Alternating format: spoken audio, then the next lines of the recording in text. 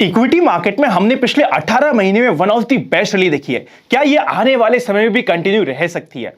हमने ये भी देखा है साथ ही साथ कि मिड कैप और स्मॉल कैप ने बहुत ही आउट परफॉर्म करा है मार्केट को। क्या उनकी आउट परफॉर्मेंस कंटिन्यू रह सकती है? क्या इंपॉर्टेंट फैक्टर्स हो सकते हैं आने वाले समय में अगर मार्केट में करेक्शन आता भी है? इंडियन इक्विटी शेयर मार्केट की हिस्ट्री में करेक्शन वर्सेस क्रैश कैसे डिफाइन होता है और क्या फैक्टर्स है जो इंपॉर्टेंट रोल प्ले कर सकते हैं? और भी बहुत सारी चीजें हम मार्केट के बारे में डिस्कस करने वाले हैं। लेजेंड से बातचीत के आज के एपिसोड में हमारे गेस्ट होने वाले हैं Sahil Kapoor, who is head of product and market strategist at DSP mutual fund. इनसे बात करना ना मुझे पर्सनली बहुत पसंद है, जिसका सबसे मेन कारण है कि जो भी बात करते हैं इनकी एक एक बात के पीछे आपको डेटा की बैकिंग हमेशा मिलने वाली है। इनको डेटा से बहुत ज्यादा प्यार है और मुझे भी डेटा में बहुत इंटरेस्ट आता है। आई एम वेरी श्योर इस कंप्लीट कॉन्वर्सेशन में आपको भी बहुत मजा आने वाला है और बहुत सारी चीजें आप सीखने वाले हैं, तो एंड तक देखना मत भूलिएगा। चलिए शुरू करते हैं आज का बड़ा ही इंटरेस्टिंग एपिसोड।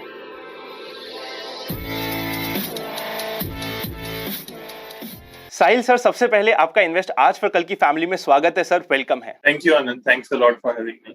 सर, पहला क्वेश्चन ही सबसे मजेदार क्वेश्चन है जो आज के दिन ऑलमोस्ट हर किसी के दिमाग में चल रहा है।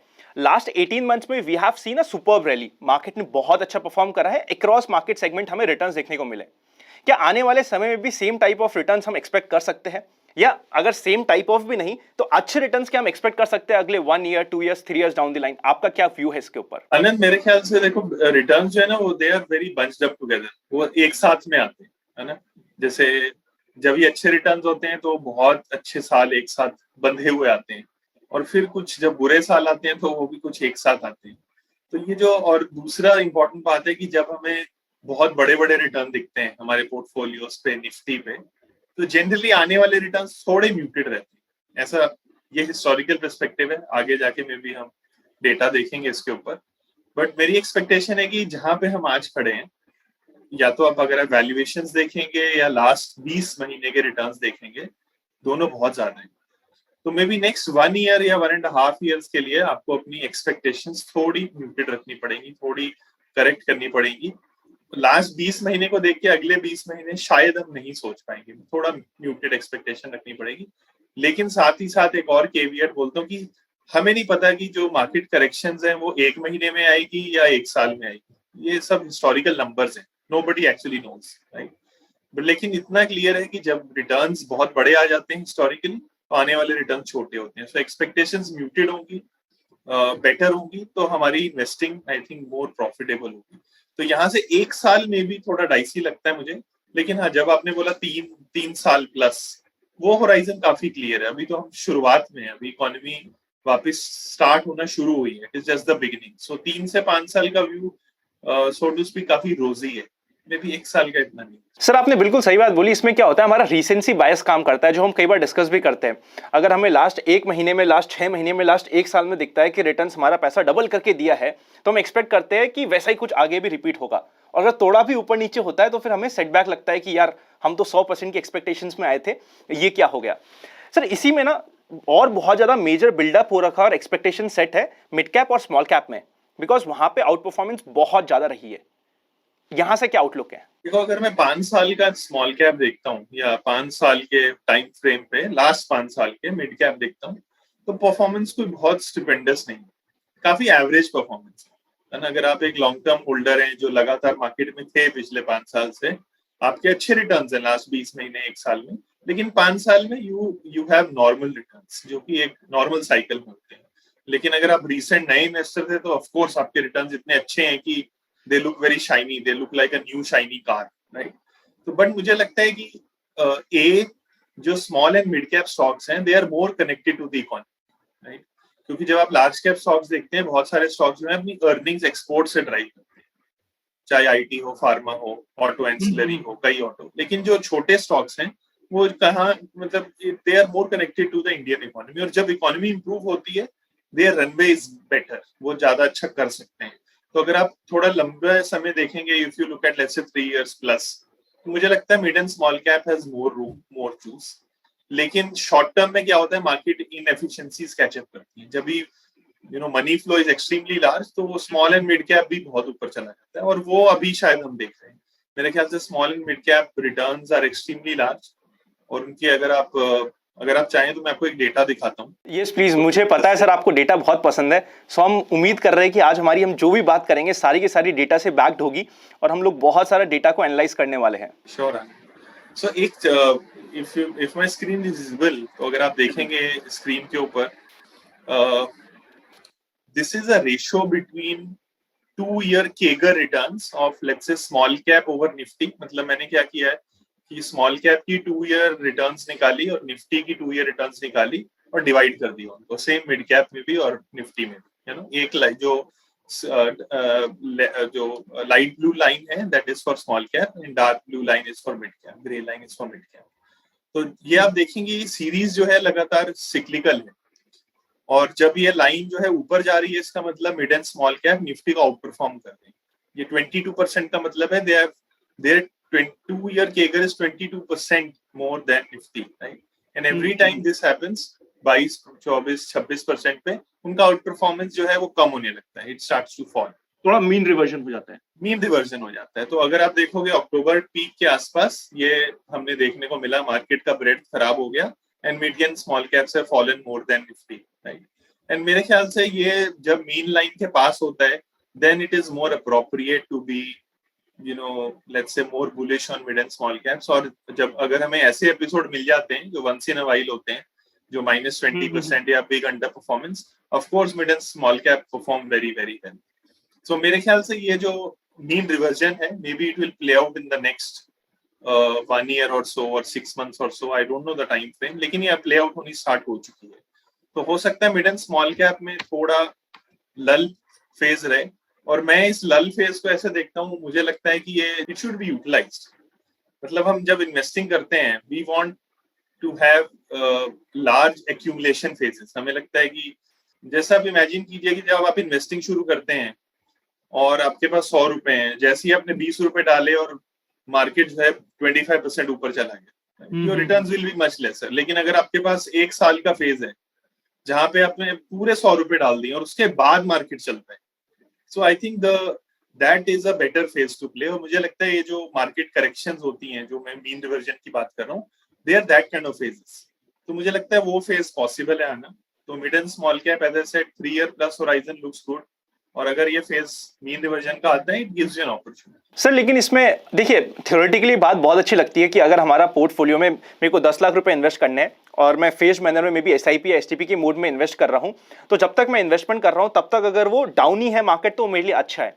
ये थ्योरेटिकली बहुत अच्छी लगती है, पर जब हम एक्चुअली इन्वेस्टमेंट करने जाते हैं और 3 साल बाद हमें दिखता है कि यार हमारे एफडी के रिटर्न्स को भी हम सरपास नहीं कर पाए हैं, या फिर हम लार्ज कैप में ही रह लेते, मैंने फालतू में मिड कैप और स्मॉल कैप की एडिशनल रिस्क ही क्यों ली, इस माइंडसेट को फिर कैसे चेंज करेंगे? देखो, इस माइंडसेट को चेंज तो पहली बात करना नहीं चाहिए। मुझे लगता है माइंडसेट बहुत इंपॉर्टेंट है। और ये माइंडसेट क्यों आता है? ये माइंडसेट तब आता है जब आप वॉलेटिलिटी बर्दाश्त नहीं कर सकते। तो हर एक इन्वेस्टर की एक अपनी लिमिट है where he can look at the volatility in the portfolio. कुछ इन्वेस्टर होंगे जिनको 10% ड्रॉडाउन से ज्यादा फर्क नहीं पड़ता, कुछ को 5 से भी बहुत पड़ता होगा, है ना। और कुछ ट्रेडर्स होते हैं जो जिंदा दिल होते हैं, वो 25% ड्रॉडाउन भी ले लेते हैं पोर्टफोलियो, राइट। तो लेकिन अगर आप जिन कैटेगरी में से एक में हैं, तो यू शुड नो कि मिड कैप में 20% ड्रॉडाउन आना कोई बहुत बड़ी बात नहीं है।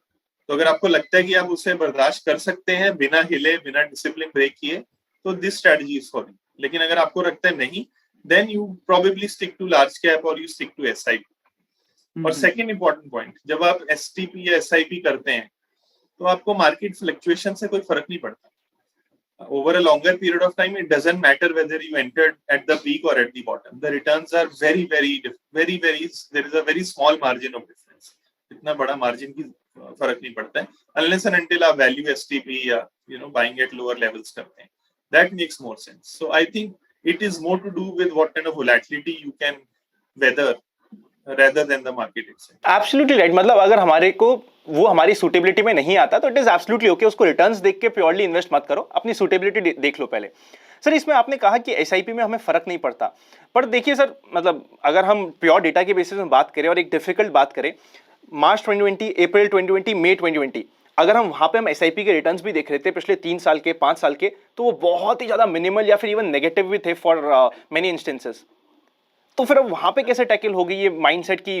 मेरा 7 साल का टाइम हॉरिजन था, पर 5 साल तो बीत चुके और मैंने रिटर्न्स नहीं देखे बिकॉज मार्केट क्रैश कर गया, और मार्केट क्रैश कभी भी कर सकता है। अनंत, इसमें मैं आपको एक बात बताता हूँ। जब मैंने अपना करियर शुरू किया था तो एक वाइल्ड रेजिंग बुल मार्केट चल रही थी 2004 से 2007-8, जो भी आप बोलिए, mother of all bull market, mother of all bull markets, right.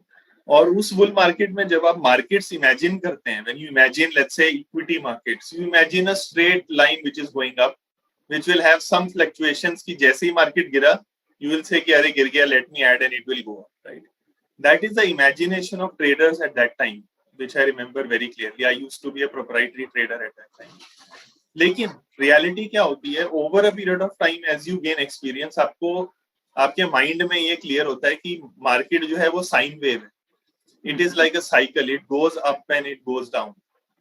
और जो trend people who have a trained eye or people who have experience in the market, they love when the line is down because they know it is going to go up. So when you see कि SIP return zero है, negative है, as an investor who has been in the market, you should love that market. That is a market where you want to invest. Of course it is tough. It is tough कि 5 साल से आपका कोई return नहीं है. और जैसे आपने सबसे पहले बोला रिसेंसी बायस आता है कि अभी जब 5 साल से रिटर्न नहीं बना तो क्या गारंटी कि अगले 1 साल में बनेगा. There is absolutely no guarantee in the market. So वो दैट बिहेवियरल एस्पेक्ट को टैकल करना, I think it is extremely difficult. लेकिन that is what differentiates a successful investor or from a novice. So I would prefer कि जब ऐसे phases आते हैं तो हमें और aggressive होना चाहिए. We should have the ability and the possibility of investing more. Sir वो कहते हैं ना कि every market correction was an opportunity except the correction which is actually happening in front of us. जब भी सामने आता है हमें लगता है कि this time it's different. और ऑब्वियसली पैसे कमाना डिफिकल्ट है, इसलिए हर कोई नहीं कमा पाता. तो you will have to have some faith in the market जब चीजें डिफिकल्ट होगी. हमने जब सर करेक्शन की बात स्टार्ट ही कर ली है तो कुछ हिस्ट्री बताइए ना सर. हिस्ट्री में मार्केट में करेक्शन क्रैशेस किस तरीके से आए हैं, कितने समय के आए हैं और किस रेंज के आए हैं? श्योर. सो आनंद, मैं एक डेटा शेयर करता हूं which will probably throw more light. आप देखेंगे जनवरी 2008 to 2009, as we said, mother of all bull markets के बाद mother of all bear markets आया. Market fell 60%. It fell 60%. And in other aspects, when you look at, let's say, the COVID crash, again, nearly a 40% crash. This is just Nifty. Many other indices fell 50-60% also. For example, I think the small cap index fell in excess of 55% or so. और तो मैं इन तीन चीजों को, जैसे market jargon जिसको बोलते हैं, अगर उसको यूज करें तो ये बेयर मार्केट्स थी जो बहुत बड़े बड़े क्रैश हैं. और ये जो करेक्शंस हैं 20% से कम वाली, less than 20%, they are just corrections. These are phases inside markets, right?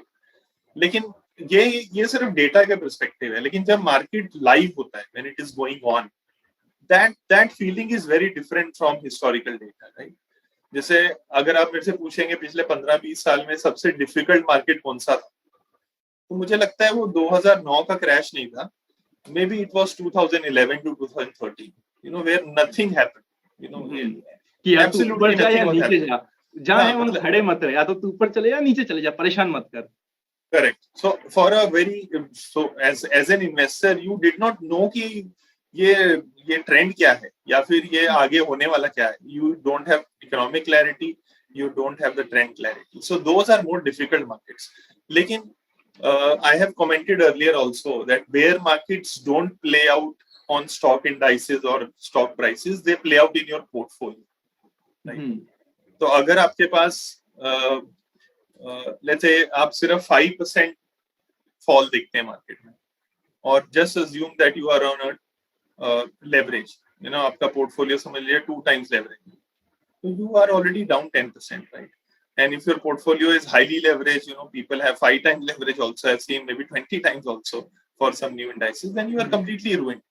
So it doesn't matter how much the market has fallen, it falls in your portfolio, not in that manner. But मुझे लगता है कि जो market crashes होते हैं, जो मैंने जहाँ पिन पॉइंट किया डेटा में 2008 या कोविड क्रैश, इनको झेलना आसान होता है. It may look difficult to understand, but मुझे लगता है झेलना आसान है क्योंकि बहुत जल्दी खत्म हो जाते हैं. दे गो अवे वेरी क्विकली. तो अगर आप लेवरेज नहीं थे और अगर आप मार्केट नहीं देख रहे थे तो आपको पता भी नहीं लगेगा कि क्या हुआ। They will come so fast and go so fast. लेकिन ये कब बर्दाश्त करने के बाहर हो जाते हैं? When you have excessive leverage, या if you have positions which are killing you across. So I think then it becomes extremely difficult.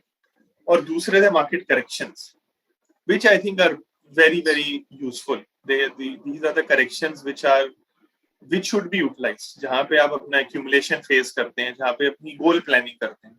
आप बुल मार्केट में गोल प्लानिंग नहीं कर सकते हैं, आप एक करेक्शन में ही कर सकते हैं, where you can understand what kind of returns are possible, right?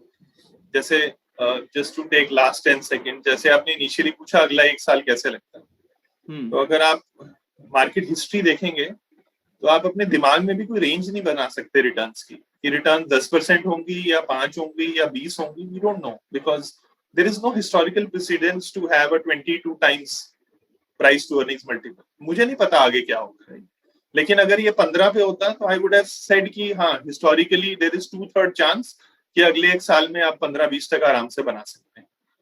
तो when you don't have a precedence then you are shooting in the dark. तो उस फेज में मुझे लगता है कि corrections are better than outright bull. Sir, जैसे आप करेक्शन की हम बात कर ही रहे हैं और अभी मार्केट में एक्चुअली करेक्शन चल भी रहा है या फिर एक स्लो पोजीशन का मार्केट चल भी रहा है, तो इन करेक्शन या स्लो पोजीशन के मार्केट में किस तरीके से हम स्ट्रैटेजी को फॉलो करें या क्या चीजों का ध्यान रखें? सो आनंद, कुछ पॉइंट्स हैं जो कि मेरे ख्याल से बहुत इंपॉर्टेंट है। सबसे पहला पॉइंट ये है कि जो करेक्शंस हैं इसकी प्लानिंग जो है ना, ये आपको पहले करनी पड़ती है, ये करेक्शन के दौरान नहीं हो सकती। तो जैसे मैंने कुछ समय पहले एक ब्लॉग लिखा था जिसका नाम था एस्केप फायर। तो मैं एक छोटा सा एग्जांपल देता हूँ, पूरी स्टोरी नहीं बताऊंगा। समझ लीजिए आप एक बड़े मैदान में हैं जहाँ बहुत सारी सूखी हुई झाड़ है, और वहां पे आग लग जाती है और आप एक कोने में खड़े हो, तो आप क्या करेंगे?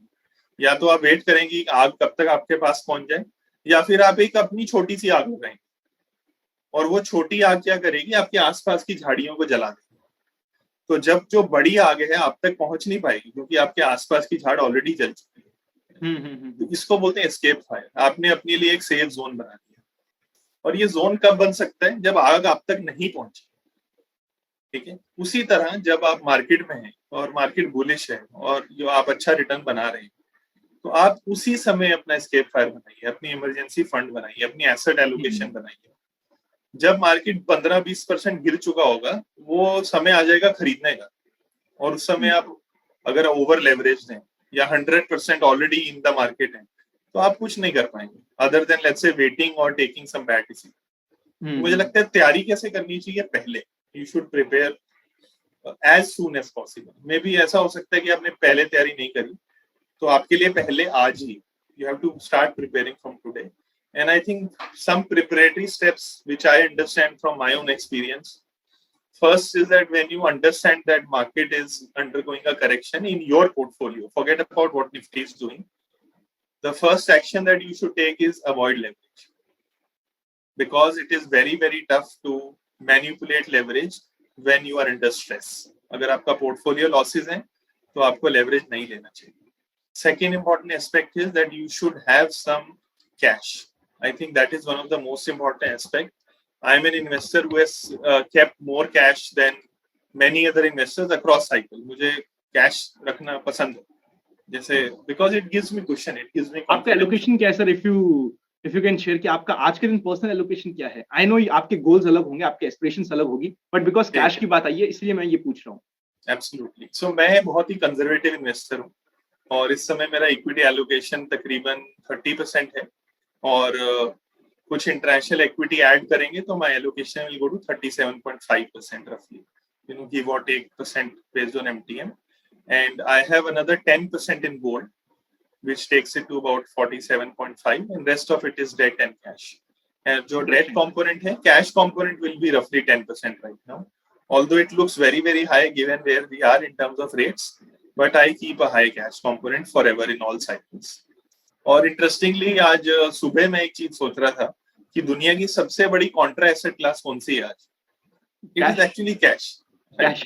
And nobody wants it, right? So which gives me a little more cushion in that sense. But yes, I am a more dynamic person, so maybe my allocation changes. जैसे पिछले 5-7 दिनों में जो मार्केट चेंजेस हुए हैं, I started two new STPs, looking at what markets are doing. And that brings me to my next point in terms of how to tackle corrections, which I'll tell you what I'm doing right now, which is very important. I started STP. I do start STPs on a weekly basis. When markets, start falling, मैं weekly STP करता हूँ और अच्छे amount की करता हूँ so that my allocation goes up quickly. और इसके लिए मैं वापस आपको एक डेटा पॉइंट पे लेके जाता हूँ which will tell you why. So if my screen is visible to you, look at the fall days. Okay, when markets fall, they fall very quickly and they take at least 2 to 4 times the time to recover. जैसे आप देखिए Jan 20, November 20 बहुत ही quick market था, 70 दिन में खत्म हो गया वो. और यहाँ पे जैसे Feb 7 से August 7 26 दिन में मार्केट गिर के खत्म हो गया. और या 2008 में भी अगर आप देखेंगे 300 दिन, 1 साल लगे मार्केट को गिरने में और 4 साल लगे बढ़ने में, 3.5 साल. सो मार्केट फॉल जो है वो बहुत क्विक होते हैं. आई थिंक लास्ट वाली स्लाइड में Jan 20 to March 20 होगा. Jan 20 to March 20. March yeah. 20. I think probably it will be almost dependent on, yeah, correct, right. So March, actually अगर आप मार्च से देखेंगे ना तो it will be even more quicker. अगर आप परसेंटेज चेंज देखेंगे मार्च के अंदर ही बहुत बड़ा फॉल आ गया था. सो रफली अगर आप देखोगे एक्स ऑफ 2008-9 जनरली 2 महीने के अंदर करेक्शन खत्म हो जाता है. So when I'm confident that market has entered a correction phase, I generally enter an STP, which is very short-term duration, so that my money gets allocated quickly. And I generally refrain from doing lump sum investment unless and until I get a COVID type crash, where all the valuation parameters go out of whack. जैसे आप historically देखते हैं कि Nifty 14-15 times पे bottom out हो जाता है रफली, और आप स्क्रीन पे 10 टाइम देख रहे हैं, 11 टाइम देख रहे हैं. तो there is no day like that, and then you probably want to even get away from your debt. जैसे sell your house and invest. Yeah, on March 27th, 2020, I went 100% equity. I had nothing, no debt at all. Not 100%, let's say about 92. Rest 8% was cash. I never sell cash, never remove cash. So that's the kind of allocation you make when you get like that. So a quick fire STP is something which is very, very interesting.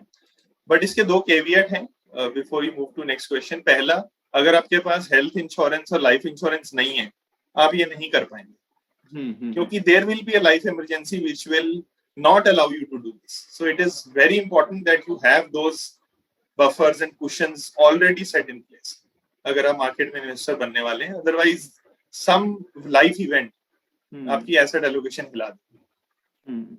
Absolutely. Sir, हम जब correction की बात कर रहे हैं, अभी सबसे main बात चल रही है कोविड की थर्ड वेव से रिलेटेड कि यार थर्ड वेव आ सकती है, कितनी फास्ट आएगी, क्या इंपैक्ट हो सकता है. यहाँ पे हमारे 2 एंगल आते हैं. एक ह्यूमन एंगल आता है जिसमें हम वेरी श्योर हम सभी बहुत इमोशनली अटैच्ड है, क्योंकि हो सकता है गवर्नमेंट के लिए वो एक बड़ा नंबर हो या एक फिगर गेम हो, पर हमारे लिए घर के लिए तो वो एक इंसान है जो सबसे इंपॉर्टेंट है.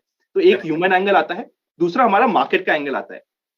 दोनों के पर्सपेक्टिव आपके क्या है, स्पेशली मार्केट के correction due to third wave? So देखो, मैं एपिडेमोलॉजिस्ट तो नहीं हूँ, तो सबसे पहले का आंसर है कि मुझे नहीं मालूम है. जितना मैं पढ़ रहा हूँ, जो कि मैं पढ़ता बहुत हूँ, तो अभी तक मुझे समझ में आया कि this is a variant which is right now not causing a lot of fatality. Maybe we'll have to wait for another month to be sure. लेकिन अगर कुछ हद तक ऐसा है, and this is a variant which will, I am calling it Vibhishan, it will kill the Lanka. If it is that variant, then probably it will not be incrementally a big problem. लेकिन अगर आप overall देखेंगे तो दुनिया की आबादी तकरीबन 7 billion 8 billion के आसपास है, और 4 बिलियन प्लस लोगों को वैक्सीन लग चुका है already, right.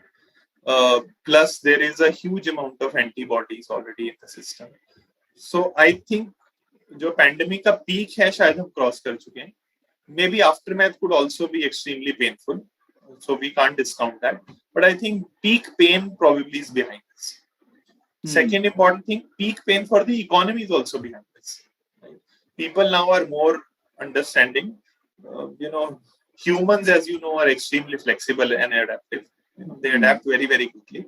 So we have adapted to how to work with the pandemic. Second aspect आता है market का. तो पहली बात, I think I am not too sure कि मार्केट को एग्जैक्टली पैंडेमिक से प्रॉब्लम है या policies. I think that is the aspect that we should check. तो अभी मुझे लगता है कि दो पॉलिसीज होती हैं, फिस्कल पॉलिसी और एक मॉनेटरी पॉलिसी, जो मार्केट्स को इम्पैक्ट करती है। तो when you look at monetary policy globally, the amount of easy monetary policy which was available, let's say, until 3 months ago, will not be available for the next 12 months. So let's be very clear, whether it is RBI, the Fed or ECB, they are not going to be as easy as they were for the last 20 months. Incrementally, they will become less easy, less accommodative, less dovish, right? और fiscal policy में भी सारी countries धीरे धीरे अपना खर्चा कम करें, वो नए नए स्टिमुलस इतने बड़े बड़े नहीं देने वाली है।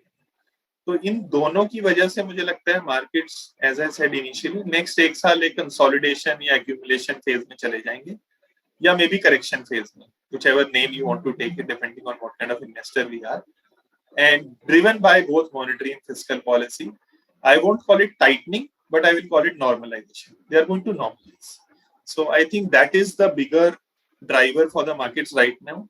Other than any new pandemic variant, अगर कुछ नया आ जाता है तो I'm not very sure. So this is the current picture I have. Sahil sir, जो हम टाइटनिंग की बात करते हैं, स्पेशली मॉनेटरी पॉलिसी से रिलेटेड, हिस्टोरिकली जब भी ऐसा हुआ है हमने देखा है, it has always happened in a phased manner.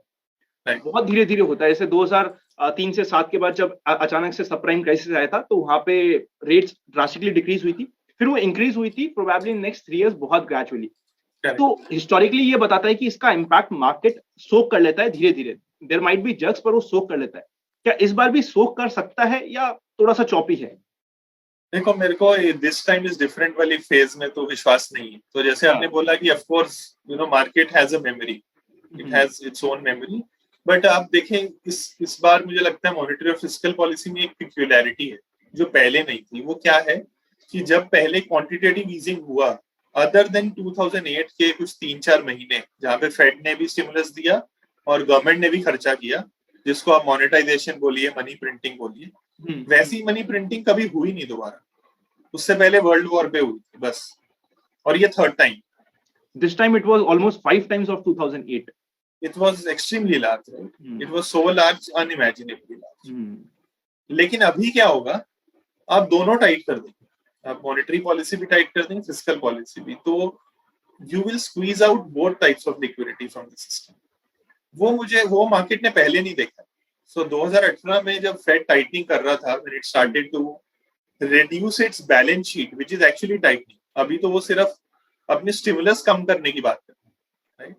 तो अभी वो बोल रहा है कि मेरा जो लिक्विडिटी टैप है, जो मेरा नल है पानी का, वो अभी फुल खुला हुआ था, मैं उसको कम खोलूंगा, राइट?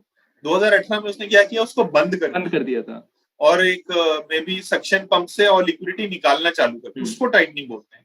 अभी maybe we are on the phase 1, right? लेकिन अभी क्या है कि इतना बड़ा स्विमिंग पूल है लिक्विडिटी का, दैट अगर आप उसमें टैप बंद भी करोगे तो इतने सारे लोग स्विम कर रहे हैं इस पूल में कि अगर पानी कम होता है तो there is bound to be volatility. और मैंने कुछ 2-3 महीने से मैं अलग अलग स्लाइड्स के थ्रू और डेटा के थ्रू ये दिखा रहा हूँ कि you should not ignore the taper. I think it's and probably it is now playing out for the last 1.5 month. So I am not sure कि द थ्योरी की मार्केट को पहले से मालूम है तो कुछ नहीं होगा, आई थिंक होगा और हो रहा है। So, मतलब all in all next probably 6 month to 1 year थोड़ी वोलेटिलिटी रह सकती है, तो उसकी आदत डाल लो। इट इज ऑलवेज बेटर जब आप मेंटली पहले से प्रिपेयर्ड होते हैं तो।